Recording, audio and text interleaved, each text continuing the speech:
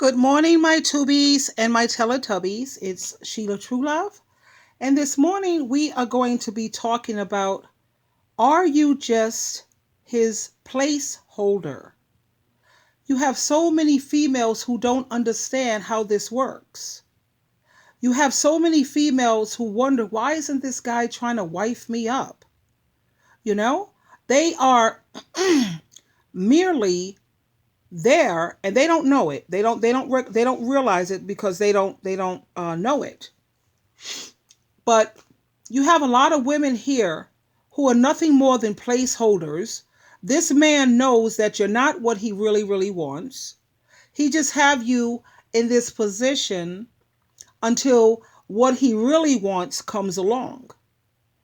Anytime a man is not willing to commit to you, or better yet, even wife you up, that means you're nothing more than a placeholder. And as soon as something better comes along, or something that he really wants, you're out, or you're going to become the side chick. No one, to be honest with you, that's a rotten thing to do. I have another video on here where it's a younger female, and she says it very well. So check out my other video, does he really love you, or are you just his placeholder, and listen to her side, her viewpoint.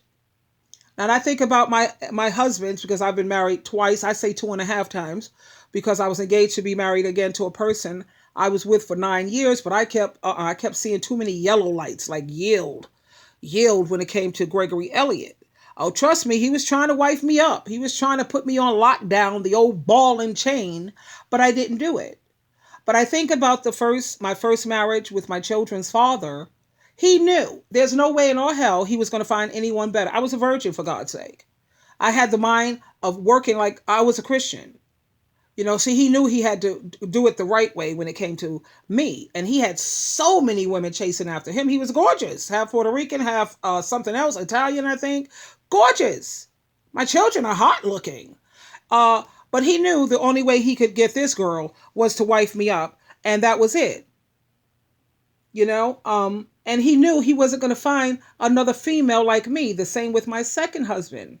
He knew damn well he was going to wife me up, because there's no way he knew he was going to find someone like Sheila Truelove. And that's not trying to be arrogant or brag, but a woman has got to know her worth, and she has got to know her value, and she has got to know what she's working with. Right now, he's out there back on crack, laying up with crackheads, crystal meth, heroin addicts, pill poppers, dope smokers, alcoholics.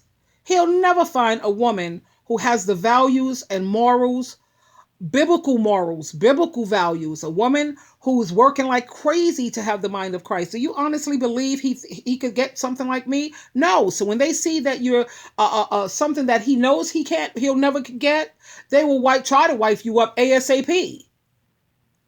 But anyway, I have someone here who I absolutely have very high respect for, Ace Metaphor.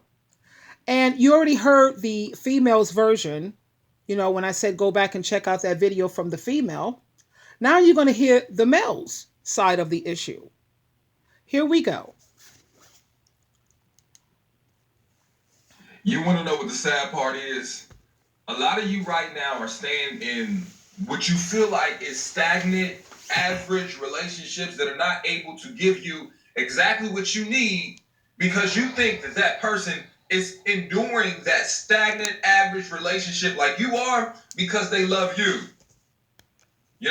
You assume that they are staying because they want things to get better. They are staying because they are trying harder and harder and harder. They are staying because they have trust in God, or endurance, or they know that there are brighter days ahead. You assume that the reason that person is staying with you is because of something positive.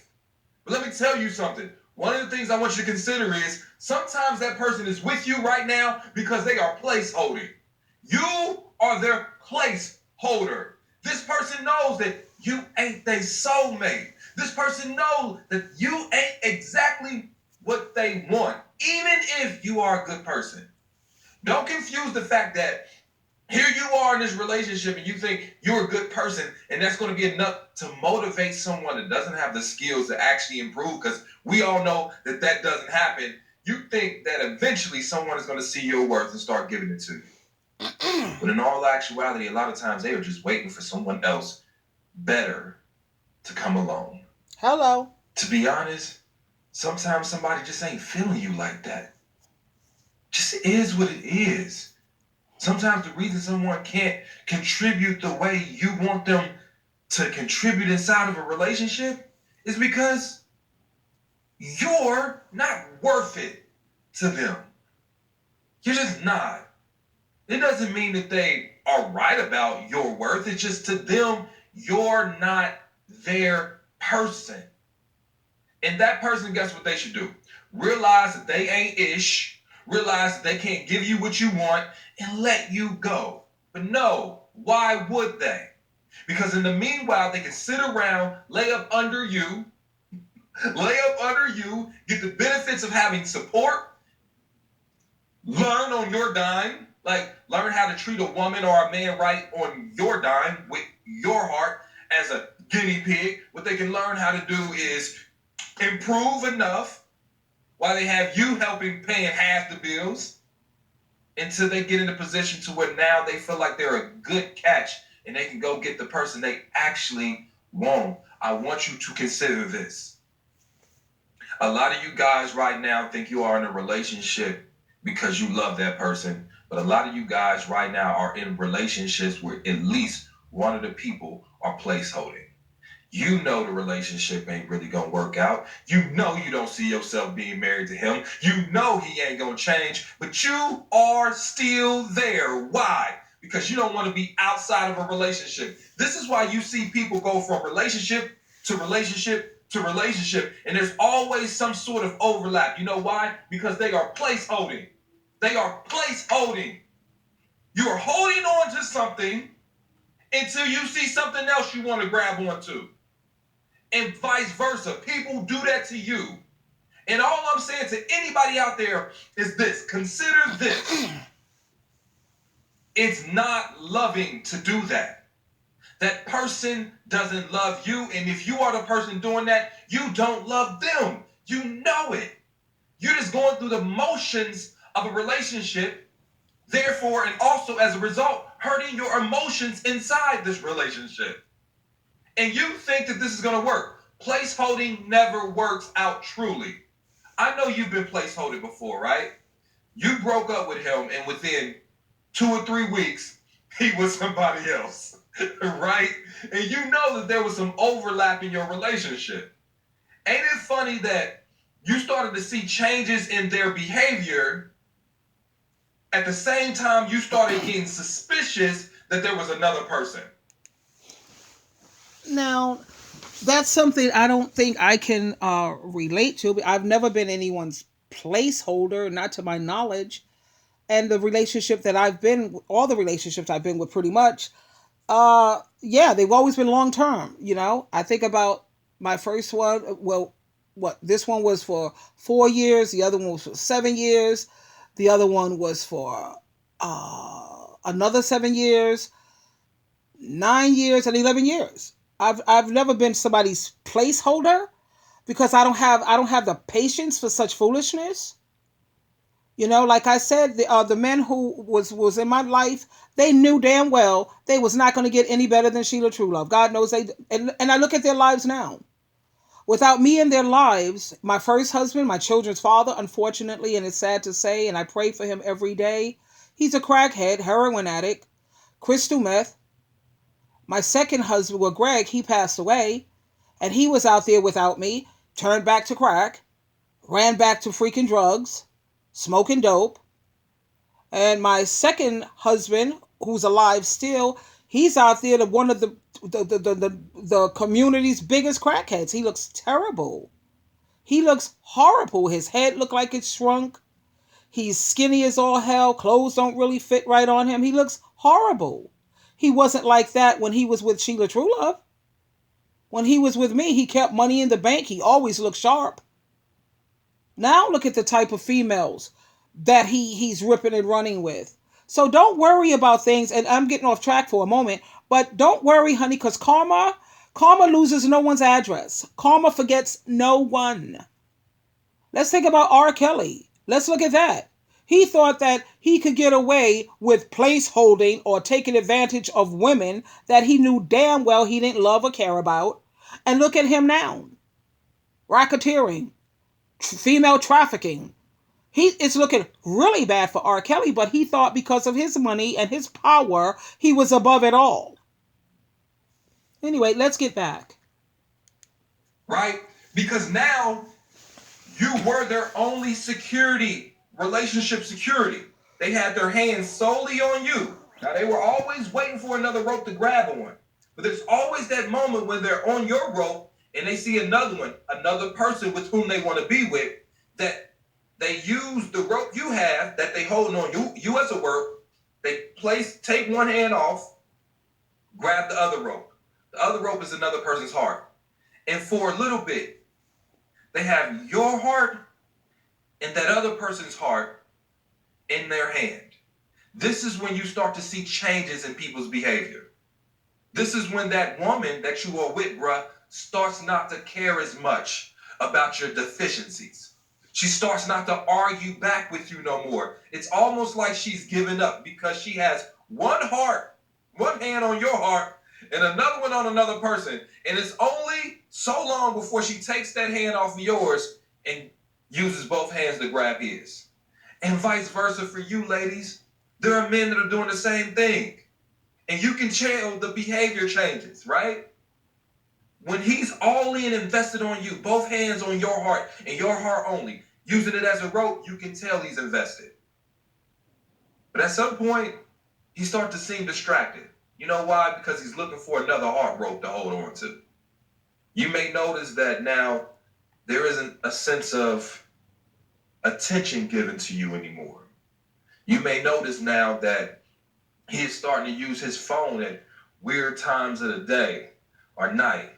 You may notice now that he's starting to lock the computer a little bit more than normal. You may notice now that he is starting to work out a little bit more than normal, wear cologne, get dressed a little bit. You may notice, and then you certainly notice when he takes one of his hands off of just you and puts it on another woman. Now he's holding you and her for that short period of time. That could be a long period of time, depending on who. And the only reason he hasn't completely let go of you yet is because he wants to test her rope to see if it's sturdy enough first. This is what people do. Placeholders. They use you as a placeholder until they find what they are actually looking for. So what I want everybody that's watching right now to understand this is, if you care about yourself, refuse to be one. Refuse to be one. And sometimes in order to refuse to be a placeholder, what you have to realize is that this relationship isn't going anywhere. And someone is going to make the first move. You hear me? Someone is going to make the first move. It might as well be you. Sometimes we keep leaving relationships in other people's court, and our happiness in other people's court, and our success and our future. I need you to love yourself enough to know that if you know the relationship isn't working out, you leave it. If you know it's not going to progress to marriage, you leave it. I don't want you to do the same thing you would hate a person to do to you. And ladies, be honest with you. Be honest with me. Have you ever been looking for a relationship while you were in a relationship? Fellas, I need you to be honest with me. Have you ever started looking for another relationship while you were in a relationship? And if the answer to that is yes, you use your partner as a placeholder. And you held on to them only until you found someone that you were looking for. You were sure that that person was your person. And then after only verifying that they were sturdy enough, that other person, did you let go of that person? So ultimately, what you did was you strung that other person along, and that ain't loving. So anyway, Well, there you have it, folks. Now I have to take a self inventory and ask myself, have I ever, been in a relationship and I was looking for someone? No. Looking for someone else? No. Because when I'm in a relationship, I'm in that relationship. I put my all. I give 100%. And besides, I have too many other things. I have hobbies. I have projects I'm working on. I have Christian meetings. I have my ministry. I have trying to hold on to my family. I have a lot of reading that I do, a lot of research. Honey, who has time for some other dude? I have my husband that I'm trying to make happy. When I'm invested in, I'm invested in. I don't have time to be looking around for some other person. No, I don't have the energy. How can other people do it? It's beyond me. But when I'm in, I'm in. But like I told you, I'm done with this whole dating thing. And that's why I keep my wedding ring and my engagement ring on my finger, because I am single by choice. I want everyone who's pushing up on me, the dudes that come along, there's not a week that pass that Sheila True Love is not pushed upon by some dude trying to take me out, trying to I don't know, see what they can get, how far they can get. And all I do is show my hand and I say I'm happily married. And I look at them, I'm married, and I say I'm not just married, I'm happily married. That means I am so out of the game. It's unbelievable. Life is stressful enough. And it's going to get even more stressful as the years go on with the COVID, and God knows what else is coming at us. It's stressful enough. You have financial issues you're going through. You have marital issues. Some people have children that they're trying to raise. Some people are working on self-improvement. Some people are battling anxiety. Life is stressful enough. My thing is, why add on to it by bringing some dude into your life when 1 Corinthians chapter 7, verse 8, 28, 38, and 40 let you know that if you get married this day and age, you are going to have trouble. Why add the additional drama, chaos, and stress when it's so much easier? Trust me when I tell you, my tubies, I'm going to tell you what Jehovah God and Jesus Christ love, and that's the truth.